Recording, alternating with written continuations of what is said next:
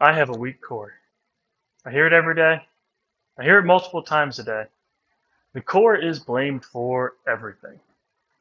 Now, before I get into misunderstandings about the core, we should really define it so we know what we're talking about. Most commonly, at least in the scientific part of things, the core is basically just the center of your body. So if you look at someone, it's really from here to here. Hip flexors, our lateral hip muscles, our glute muscles, our abs, our obliques, and our lower back. That is the core.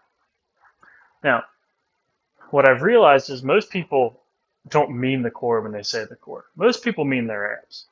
They say, my core is weak. I think I need to do more planks and more sit-ups. And don't get me wrong, abs are important. They need to be strong. But I think we've become overly obsessed with the abs. Probably has something to do with six packs and everyone wanting to have one of those.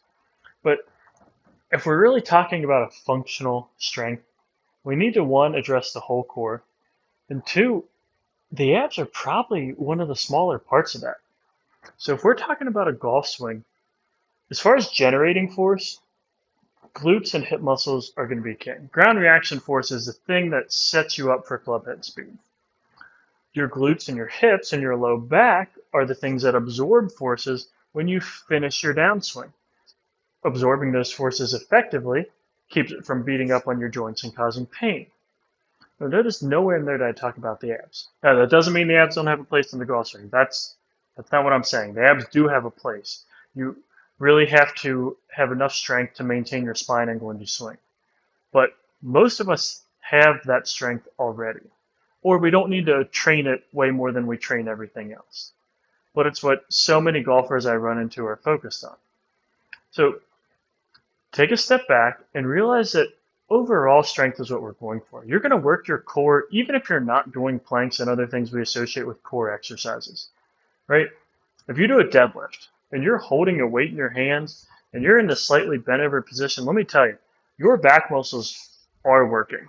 If you're doing a squat, your back muscles are working, your abs are working. You're getting core training even if you think you're not getting core training.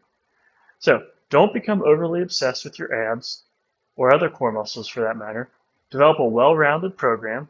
You want some quad dominant movements, you want some hip dominant movements, you want some pressing, you want some pulling, you want some carrying, probably a little bit of rotation. If we're talking golf, we want to get some medicine ball throws and some jumping because it increases our ability to create high velocity movements, which is what we do when we're trying to swing a golf club fast. But we don't need all this extra time focused on the core. Now, if you want to work out 3 hours a day, then you can absolutely do all the planks and sit-ups you want. But for most of us, we're trying to make our workout as efficient as possible. And when we make an hour workout, 30 minutes of core, we're missing so much low-hanging fruit that we could be spending on increasing mobility for a better turn, better shoulder mobility for better leg, increasing our coordination to sequence better, just becoming stronger to move the club faster. So try and avoid the common obsession with the core. Make everything strong, and I promise the core will come along with it. And you're going to start making gains and strides much better than everyone who's spending 2 hours a week doing planks and sit-ups of different varieties.